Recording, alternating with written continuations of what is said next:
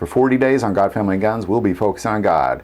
We have a series on spiritual warfare, the end of times, the prophecy of Daniel, and the prophecy of Malachi. If you want to see our gun-related or Second Amendment-related content, you can see that on Patreon or the History of Weapons. Those links are below.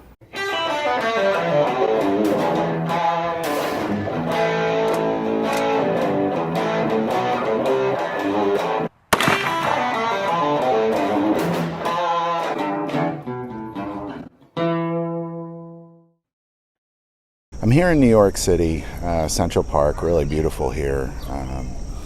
And I want to take some time to specifically address what people are, a lot of people are asking about tithes, specifically about what do we do with our tithe money, because that's a great question. It's hard to find. I think most people that are kind of on board with this channel, they get it. They get that what they're seeing is like, I went to a mega church that had a $10 million budget that upped it to $20 million recently.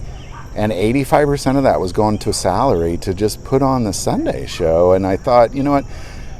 I had more staff at my Christian school, and we were running it on $500,000 a year, and I had more staff than they had. And each one of them was working 5 to 6 days a week, teaching classrooms filled with children.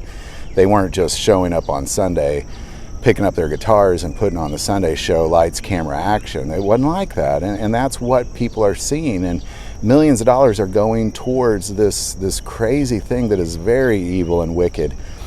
And a lot of people are very confused on what to do with their money. And I get it. I am too, because in the end, it's about Matthew 25. It's the separation of the sheep and the goats. There's going to be a judgment day where Jesus is going to put some on his left and some on his right.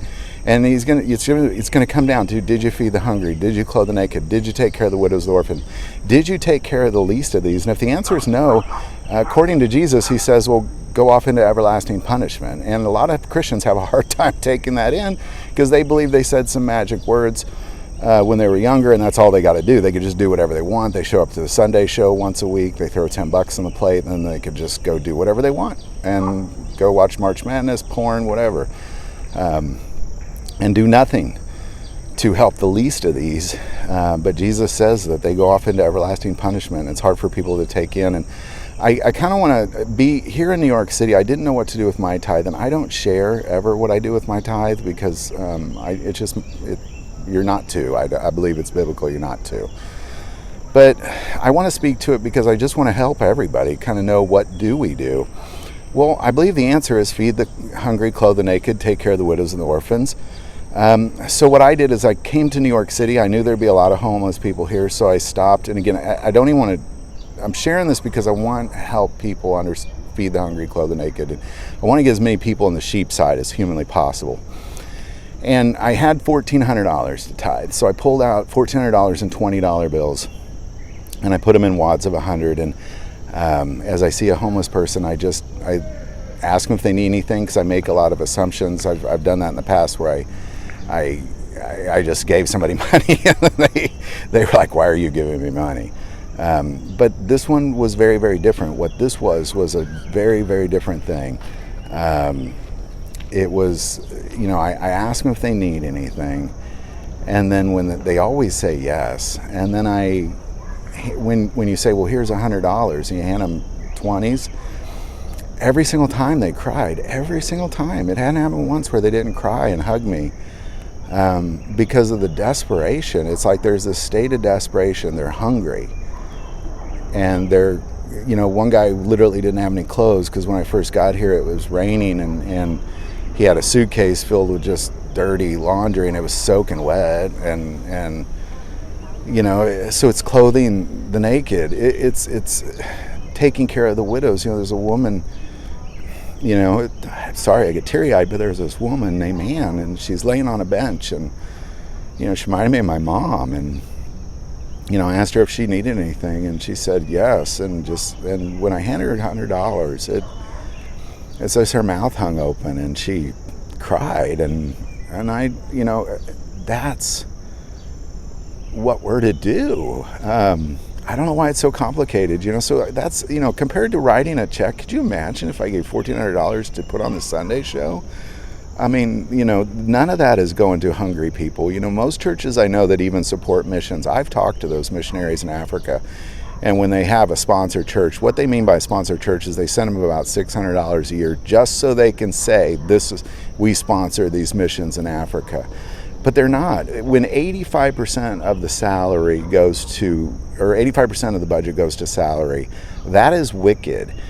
To put on the Sunday show, you need a small staff, and if that's all you're doing, 15% of your income should be salary, and the 85% should be towards teaching everybody to become sheep and not goats. So, that's kind of what this video is about. I don't know how, I don't know what the answer is necessarily when people ask where should I put my tithe, but I do believe in the tithe. You have to tithe. It's very biblical. Oftentimes when people don't have money, it's because they don't tithe. My whole life, I always, if I needed $100, I had 90. And the moment I started tithing, if I needed 100, I had 110. It's just how it works.